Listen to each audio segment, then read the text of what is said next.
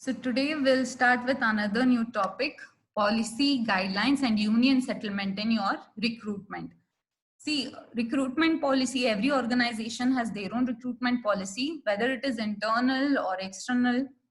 What is one important thing is before setting up these guidelines or setting up these policies, you'll have to think of various aspects, and one such aspect is your trade union also. I believe we all know what is trade union. We had discussed it earlier.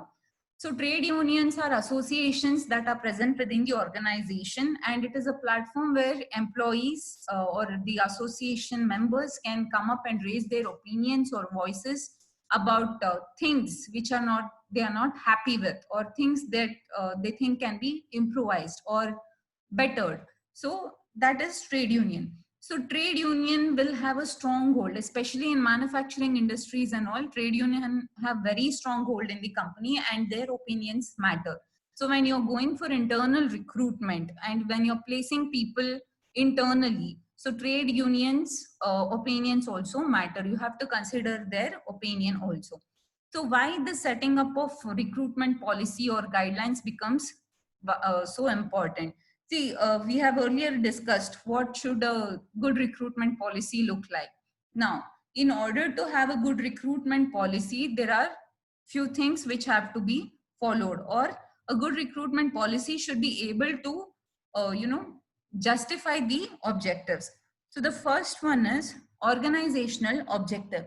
We all know that every organization has its own objective, and based on those objectives only your vision, mission, values, your planning, everything is dependent.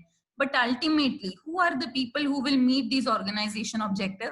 That is your manpower of the organization, which is human resource. So if you're not selecting the competent people, if your recruitment policy is not good enough to attract the competent people in the organization, then you will never meet or achieve the organization objective. So in order to achieve your organization objective, your recruitment policy should be good enough to hire competent people in the organization. The next one is identifying the manpower needs. We know this. Before recruiting people, we should know what kind of people should be hired, the number of people, the type of people required for that particular vacancy, and whether you're going to employ semi-skilled, skilled worker, or you want to employ unskilled and train them based on the qualification, and you can say the job role. So there are various aspects which you will be considering before identifying the needs. And like I said, the hiring decision, whether you want them on full-time basis, part-time basis, contractual basis, temporary basis. So all these have to be decided and determined before going for hiring. And the next one is sources of recruitment. So once you have decided what kind of people you need, so you will have to understand where to look for such people, whether within the organization or outside the organization. So if you're looking outside the organization, from where exactly? Do you want fresh graduates, or do you want experienced people? Do you want to poach someone, or headhunt someone? So all these things should be worked out.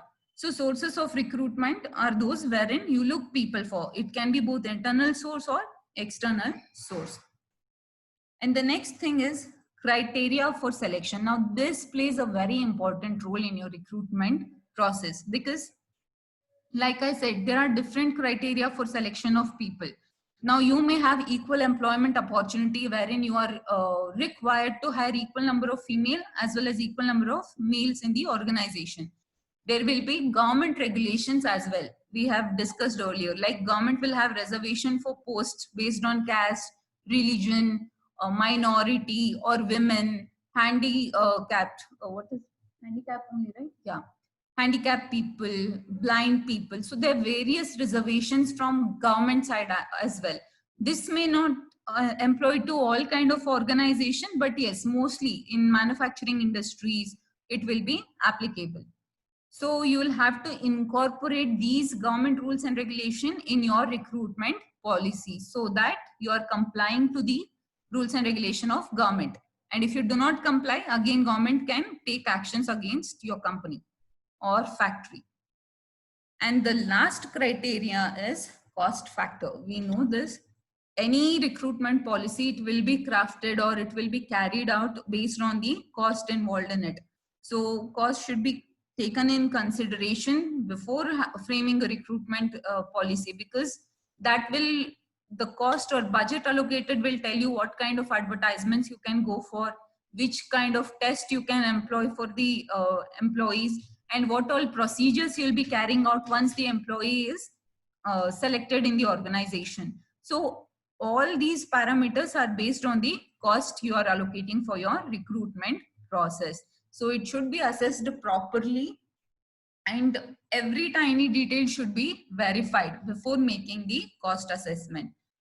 So these are the things which should be taken into consideration before, curating a recruitment policy for your organization. So that's it for today. And that is the end of your module.